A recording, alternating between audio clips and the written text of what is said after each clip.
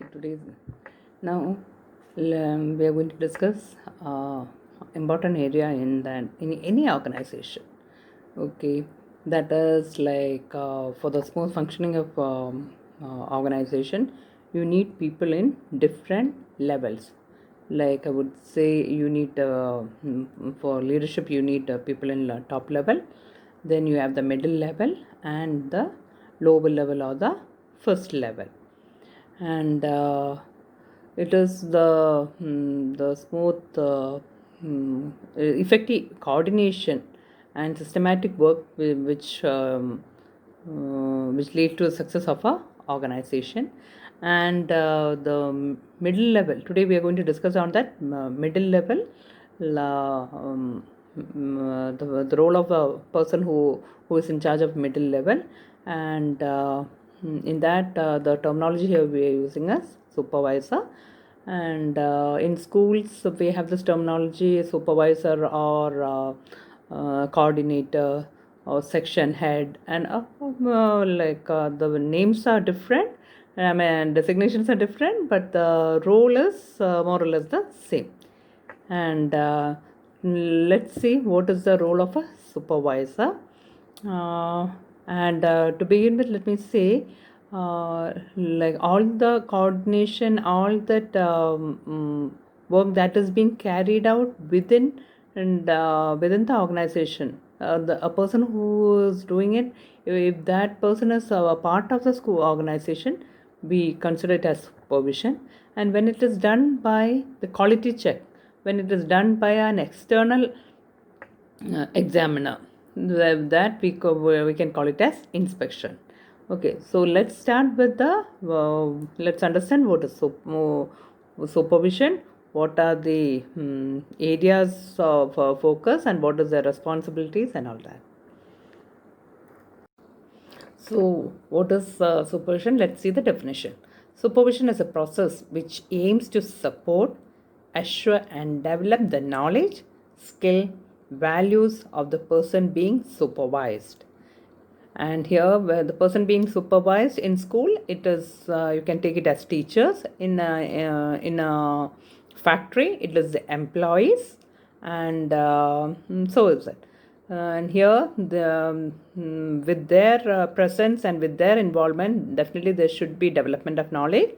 The skills should be developed, and values of the person is being judged. And then another so definition given as assistance in the development of better teaching learning situation. That is in case of school, it is given by wills, assistance in the development of better teaching learning situation. So the role of the coordinator or the supervisor is to support them in a way where they can perform better. For that, all the basic requirements should be provided, and as and when there is a need for a support, they should be assisted, they should be led and guided in a manner where the productivity will be very high. Now let's see the nature of supervision. Why we need a supervision? The purpose of supervision is to bring about a continuous improvement in the instructional program, and administration executes and directs, whereas the supervisor advise, stimulates, explains, lead, guide, and assist. So the role of the administration, in administration we can consider as example of as a principal. There they directs how things should be done, and it's the role of the supervisor to understand the requirement and plan accordingly in such a way that the results are achieved in a very pleasant manner. Now, supervisors actually they have endless responsibilities and work. We can say that for a teacher, it is classroom teaching, and it is very I would say it's a limited work. And like whereas supervisors, it is like something or the other keeps happening. Like they have to balance academic and non-academic or co-curricular activity. So the and supervisor will be a person who will be in charge of, say, if in primary, all the classes of primary. So in class 1, 5 divisions are there. So is with all grades 1, 2, 3, 4, 5. So they will have 25 classes to which will be your responsibility. There you have to take care of all the activities. So let us see what are the functions of a educational supervisor. They have to provide leadership. They have to formulate policies, study the teaching and learning situations. That is how the teaching and learning situations can happen in a classroom and what are the requirements for all that. Then improving the teaching learning situation. Then improving personals. Personals is the members who are working in that team that we can consider as team members. Improving the human relationship. The coordinator have a relationship with the parents, with the teachers, with the students, and even with the community at large. So then improving the group interactions, improving administrations, then improving the moral of teaching. As it's a certain circumstance, the teachers will be low morale, and in that they have to motivate and bring them back to the track, and generating favorable learning climate. So these are the functions of a supervisor.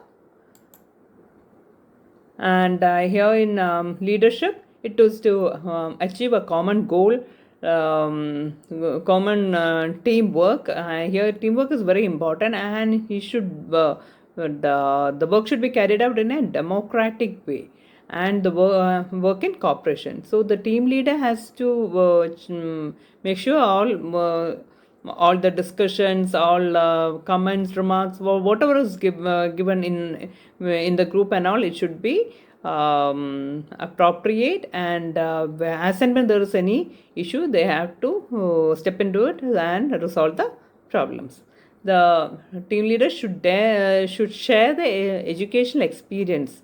Without leadership, group activity and group existence doesn't happen.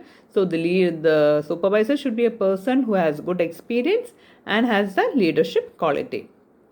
Leadership quality, to a certain extent, I would say it's a inborn quality. They are born leaders. There are some people who can handle it very. They like to get such designations, and there are some people the other way around. They prefer to be a teacher. They don't want to take a risk, or they don't want to take a responsibility. They are very content with the teaching responsibilities. But for a career growth, definitely you have to take up challenging responsibilities. Formulating policies, without a definite policy, there cannot be good planning. And so they have to take decisions. The service had to be provided, the organization to be set up, activities to be taken, etc. For the depends on the policies and plans. So as per the policies of the organization, the supervisor has to take it. And generally what happens is the supervisor experienced person is appointed, and so that they can work independently, and once it is all set, they can have a sitting with the head of the institution and the top management. They can consult, and finally they can finalize the policies and plans.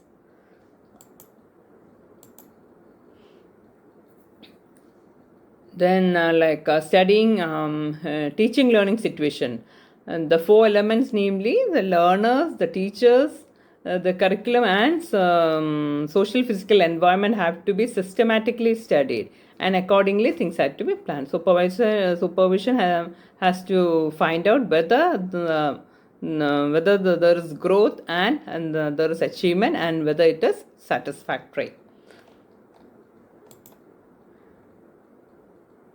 Then improving the teaching learning situation. In order to develop the learner's interests, capacities, habits, and to enhance their achievement through participation in learning process, it should be such that they will cater for the individual differences also. Then, like I said, improving the personal improvement of staff can be effective through in-service training, in which both the teacher and the supervisor participate on the basis of principles of learning. So, like such training programs, the supervisor has to identify, and it should be it should be the opportunity should be given for all the members in the group to like to have an professional development, and as according to their subject and all, it should be categorized.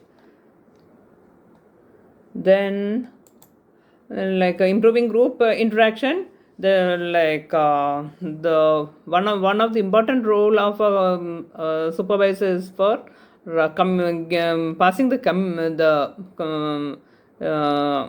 all the instructions and all, passing it on to the group systematically and correctly. So there should be clarity, and the clarity in the communication, and the team members, they should be well aware of their duties and responsibilities.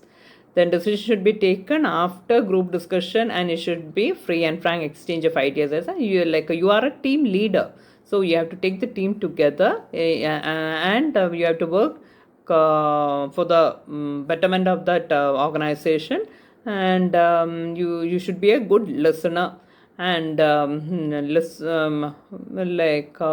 teachers who are doing like in the classroom, what are the areas of issues, what are the problems they face, all that should be understood, and only then when you are taking up a decision, it should be taken keeping all this in mind.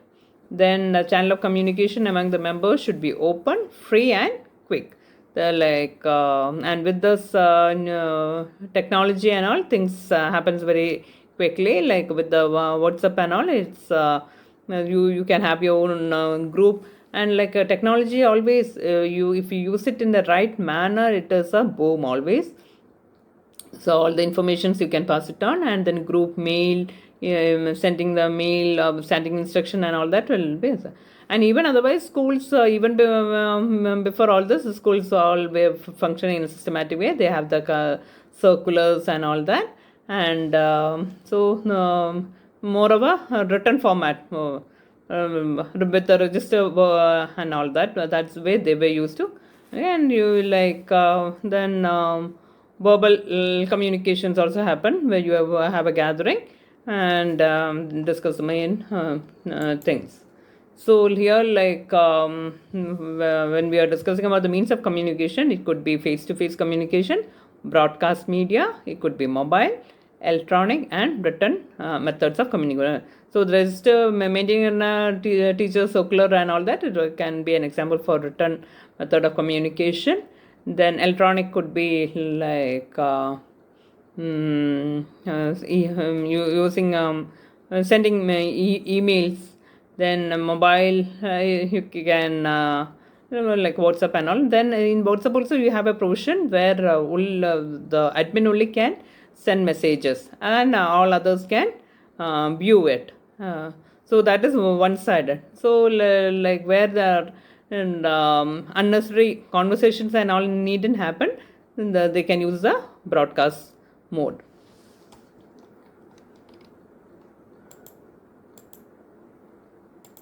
Then comes the objective of supervision at school. That is to help the teachers, and where all area, which are the areas where they will require support. They need support to plan the instruction, to present the instruction, to use the modern methods of teaching, to evaluate the instruction, to help the classroom management, to develop the curriculum, evaluate the curriculum, to evaluate themselves whether the program what they are delivering, whether it is up to mark, to work together through in-service programs and in providing reasonable workload. That is very important. The teachers, they should, only 70% of their time should be devoted for teaching, and the rest 30% and should be given for other. Well, like before also I've mentioned that 30%, I don't think any teacher will be sitting idle in any of the schools. They have lot many things. They have to plan for the upcoming work. They have to do the corrections, and so lots of thoughts go into it. And 70% of the time should be devoted for teaching. And for the supervisor also, we recommend giving them some periods around at least in a week, 10 periods or so would be ideal. So that why we would recommend that is so that they will know they are in touch with the students, and while implementing new things, how whether it is practically applicable, whether it's useful, and all those areas can also be understood by them. And if there is any issues, they can and suggest a new now let's see the steps for the school supervision. If it's a teamwork, how it should be done.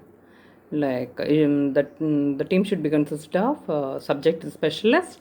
Then there should be a date pre-planned, indicating the dates of the supervision, which are the dates it should be carried, every second week of the month. So suppose on 15th, or they can plan, they can make their own plan of a fixed date, so that even without reminders, they will be aware that on that particular day they have to keep checking. So then members, who are the members of the panel for supervision.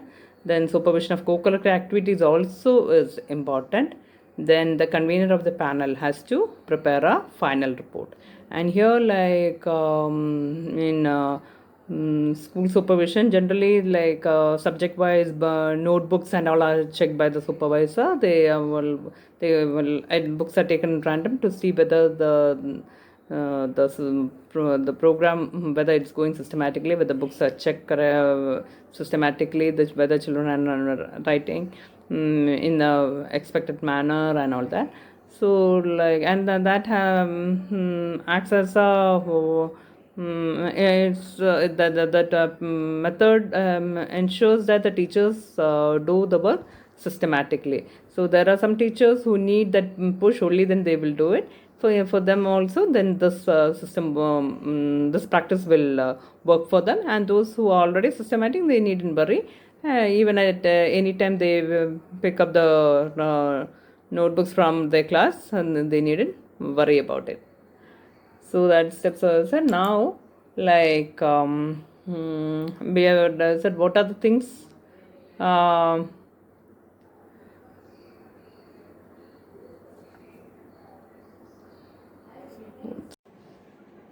Now let's see how what are the things that should go into the on the report.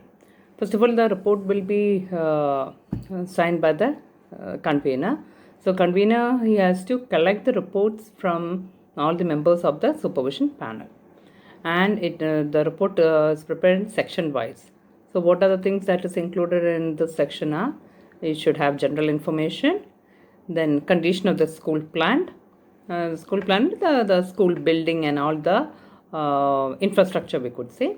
Then school general programs, classroom teaching, co-curricular activities, and then supporting system of teaching, and overall remark of the school members. So all this should go into the report. Now let's see the concept of supervision. The first point is it should be a healthy guidance. In that, all the work should go for the improvement of teaching and learning process. the team members should be given practical help and guidance, and wise and constructive suggestions should be given to the team members. And the second one is experimental nature and scientific method. Existing methods should be evaluated and necessary changes should be adopted. Then the third one is power will be used to promote growth. Here the supervisor has some authority, and like it is with the authority and responsibility, the supervisor should know his no, he should be able, he should be a balanced person, and like I as mentioned, there is no space for ego. They should make sure that they attain the quality by bringing the necessary improvement in the teaching methods and learning methods, and all what they recommend should be for the betterment of the organization. Then service activity to help teachers grow professionally, that we have already mentioned. And then technical knowledge and capacity to guide. The supervisor himself should be tech savvy, and should be able to guide the teachers correctly, and should be aware of the latest developments in education and what are the techniques that can be put into use. Then it should be participatory and cooperative. He should be ready to work with the teachers wholeheartedly and do not consider himself superior. Okay, organizing various programs for the improvement of their instructions. Examples like individual meeting, conference, group discussion, etc. can examples for it. And focus attention on the outcome. This is about not focusing on a particular person or the manner that is done. The aim is to achieve the objective in an acceptable method. Then planning is one of the key factors to achieve the objective. Without planning, the time and energy is wasted. So the supervisor has to do the planning, and systematically they should be guided how to go about and all that, so that all the work moves ahead in a very systematic manner. Then supervision curriculum development. Ultimate objective of every activity is the improvement of instruction and the curriculum. He should use community resources, parent resources, etc. for the betterment of the school. And here, like I said, in recent years, the supervisor as such a designation is created, and expert persons are appointed there. So for that matter, they should be an expert in those areas of how to handle people, how the programs has to be executed, and what are the other arrangements required. So he should be well versed in that. That post he is holding, he should be he should have such skills that will be useful for the organization. Then definitely the supervisor should inspire the teachers. As a team leader, he should be able to guide, motivate his the teachers, and definitely all this will happen when they are in a very cordial relationship and in a cordial atmosphere. So supervisor is the link which connects the teachers and the top management, and the supervisor has to make sure that always speak on behalf of the teachers for their benefits, and at the same time should be a person who has the capacity to make the team work according to the requirement of the top management. So these are the things what are classified under supervision. And all this kind, when it is done by a person from outside, like checking the curriculum, checking the how the school is functioning, how the maintenance of records, so all this, when it is done by an outsider, we can call it as an inspection.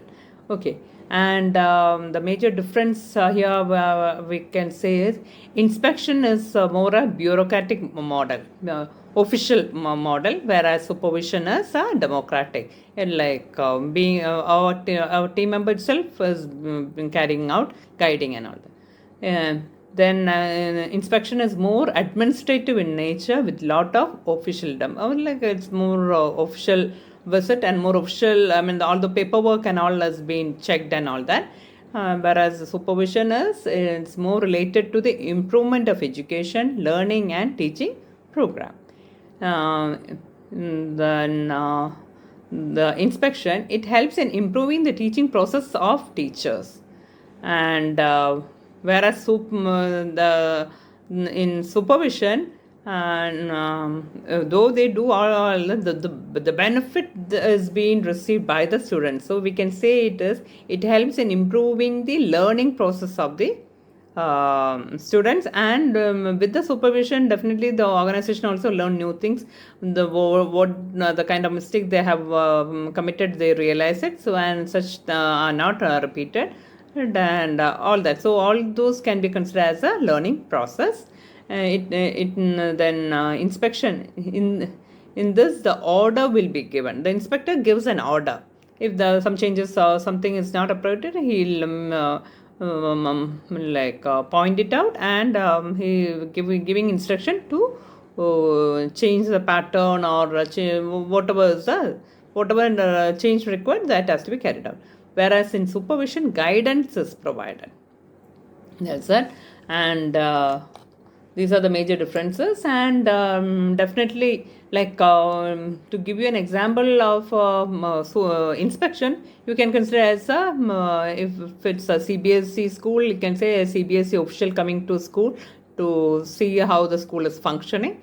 And so it's in a state, they have that district education officer, or like they come over, and they come and they go through the various sections to see the how the school function. And there are some principles for good inspection. That are the principle of general growth, principle of understanding, so it should be on scientific attitude, principle of thoroughness, then appreciation, justice, on overall development, principle of reality, principle of integration, linkage, principle of planning and cooperation. So it is where the inspector has to keep in mind all these principles when he is carrying out the quality check. And here now the inspector should have some qualities. What are the qualities? That he should be a man of education vision, man of faith, man of experiments, and man of planning. Here the official who is coming, he should be well versed in that area, so that he can guide the teachers and the school management in the right direction. So man of education vision should know the latest techniques, recent problems, and must assess all round progress of the school. He should not limit himself to a certain area. He should see overall development of the school. He should be a man of faith. He should be patient and believe that definitely when he comes for inspection and all, he will recommend some changes and all. And he should give ample time for the school to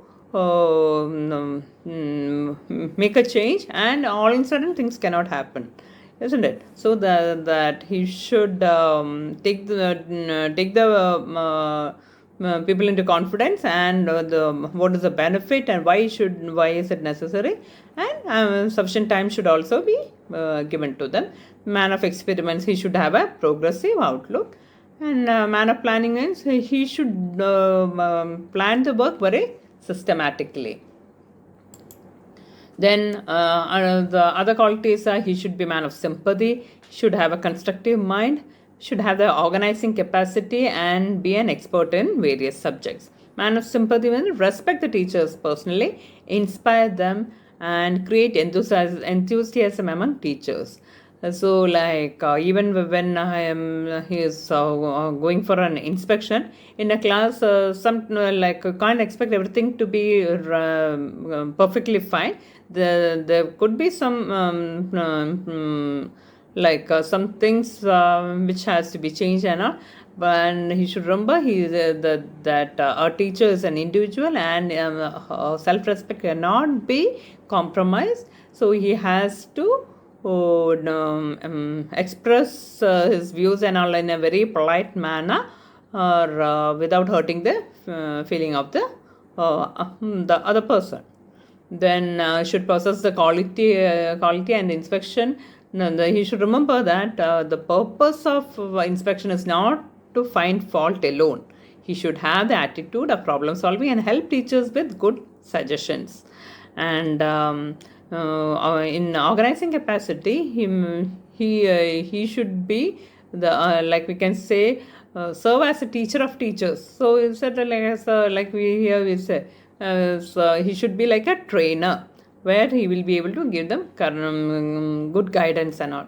Expert in various subjects, like language, basically he should be able to handle like regional language and English language. And there are some schools which have both the mediums running in the same campus. In that and all, definitely he should be multilingualistic.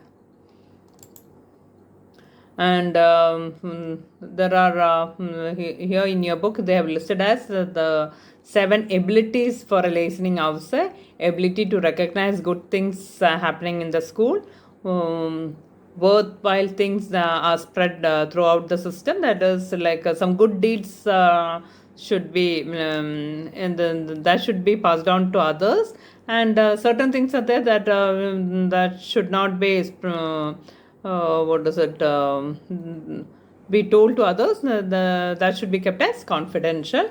Then help them to overcome the inefficiency, set goals that are achievable. That is very important. Like goals unrealistic and all, the team will get demotivated, and if they believe that it's unachievable, then they will not even give a try. So they should set goals which is with interest and effort, which is achievable. Then make the person feel important and acknowledge their role.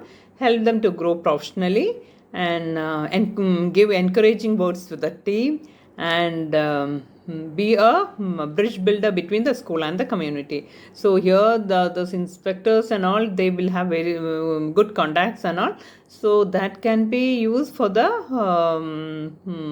benefit of the schools and etc. So that that is why we call him a listening officer.